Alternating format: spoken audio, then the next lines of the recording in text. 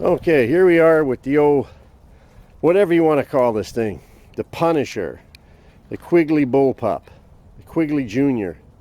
Anyways, this is the 12 gauge Bull Pup, shooting 4,500 psi, and we're getting 3 shots out of this bad boy.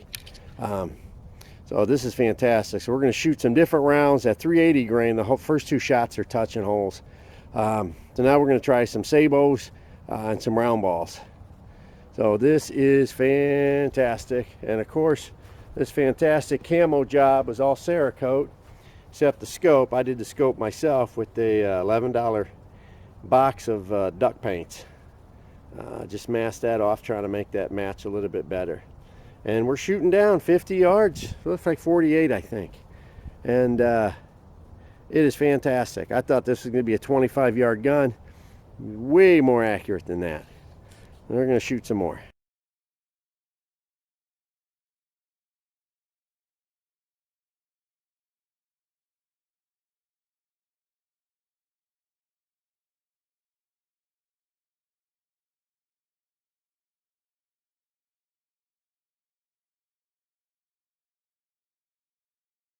Alrighty, yes.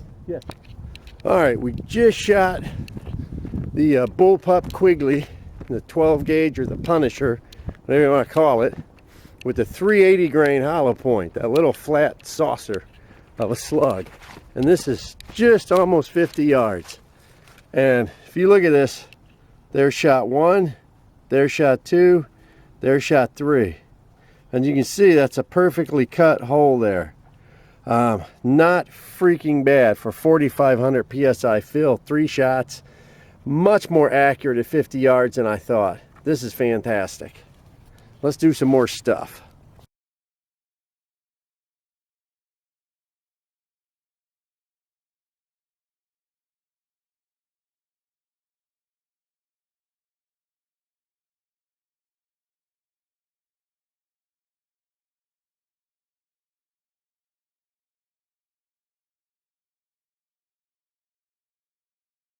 We're losing our light. It's getting overcast and cold for a nice May day. We shot the sabots. Here's sabo 1, 2, 3. The sabots suck. They did not group well. This is the round balls. 1, 2, 3. So the round balls are friggin' fantastic. Round balls are also almost 600 grains. They're like 587, something like that. So far the 380s group really nice, and the round balls are grouping nice too. Very well.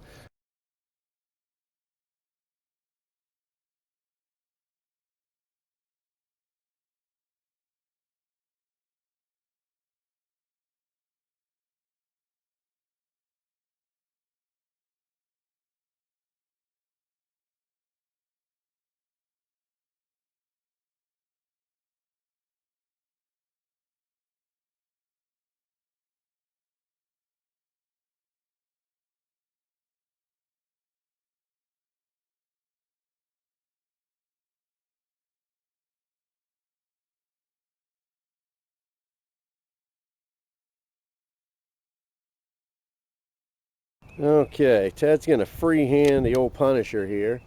We got 4,600 psi and a 380 grain slug, and he's going to freehand her.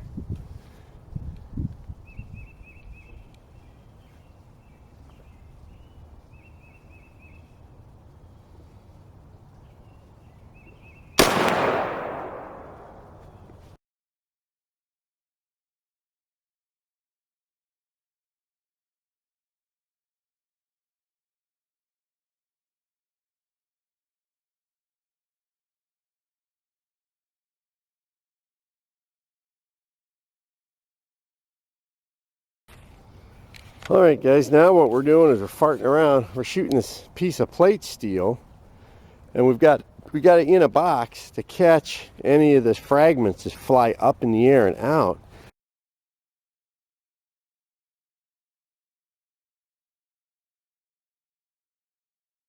And this is kind of neat. This is the 380 grain, okay, regular. Here's the 380 grain in lead, okay, after it hit that steel plate. and this was pure tin. And the 380 in tin actually comes out to be 260. This thing was screaming, but it hit that tin and it just like collapsed and destroyed.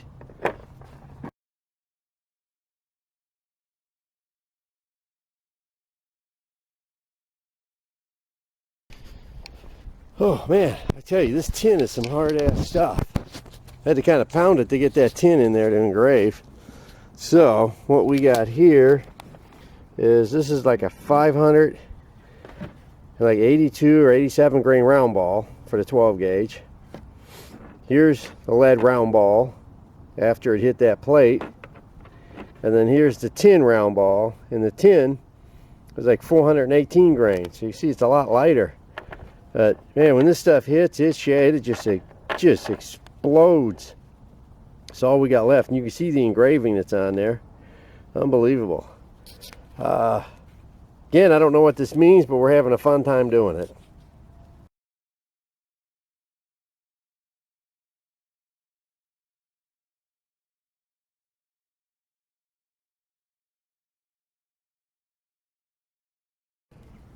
Okay, so this is like a 455 grain lead sabot, sabo, I'm gonna call it. Here's the lead one that we hit into that steel plate, and this is the one that's pure tin. And this one was weighing, instead of 455, it came out at 325. So it's still pretty impressive. I don't know what any of this means, but it's fun shooting stuff. I had so much fun playing with this today. It's unbelievable. Fantastic little bush gun. We really thought, you know, with the 18-inch barrel, what are you going to wind up with? You know, 20, 25-yard little shooter. This is fantastic. And we were almost like 47, 48 yards, and I was zinging them in there. Bench rest in freehand. Ted did the same thing. 4,600. I was going up to 4,600 psi because that's just what the booster pump was doing. First two shots were almost kissing every single time. We shot the 380 grain, the 425, the 55 Sabo, and close to 600 grain round ball. And the only slug that this gun did not like was the sabots, those Sabo looking rounds. They group, but they group low and to the right. So, but the 380 was screaming out of this. So I really think that, you know, no matter what you're looking for, if you're looking for a bull pup, and again, this bull pup design, this is a one of a kind, because there's a bunch of stuff on here that Dan doesn't like. It's kind of blocky and chunky. So he's going to be trimming, carving, reducing, moving. Hopefully have a Picatinny rail here so you can have a different type handle setup. Okay, so you're not doing this or doing this. Again, it's going to be a gun that is evolving as time goes on here. But this rubber pad here, somebody asked me what that's for. It's just because the metal is cold on your face. So just Dan put a piece of rubber on there. That's all. So it's not freezing your cheek when you go to line it up. That's the only reason it's on there. There's no blow by, no gas, no air, no nothing leaking from the transfer port here. Totally dry. You don't have to worry about dust or anything popping, spritzing in the eye, because there is no air leaking, escaping, whatever you want to call it. Real sweet gun. They said I was getting 3 shots out of this. The first 2 shots are touching. The third shot dropped about 1 inch. And at 50 yards with this stubby, that is really something to be proud of. I was hoping to get 2 shots. We're getting 3 out of this, and there's still about 1,500 psi left in the gun. So I'm tickled pink. If you get one that's slightly longer, you'll have a little bit more with this. But it would do great. You can see how it just blew through that ballistic gel, and that was out at there at the 48 yards. It wasn't up close, it was at a distance, and you can see how those slugs were just hammering it.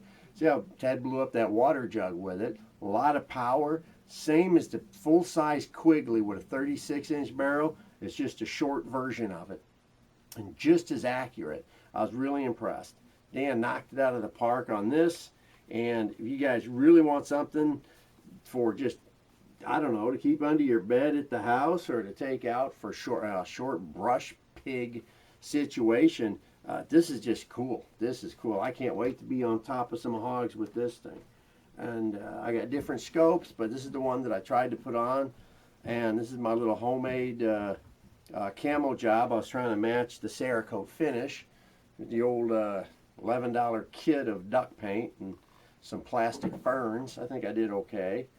And but it's awesome. It's awesome. I hope you enjoyed the video. Hope you enjoyed watching us blow stuff up. I said most of the bullets were traveling in excess of 750 to just under 800 grains. I think 790 was my high speed on the 380.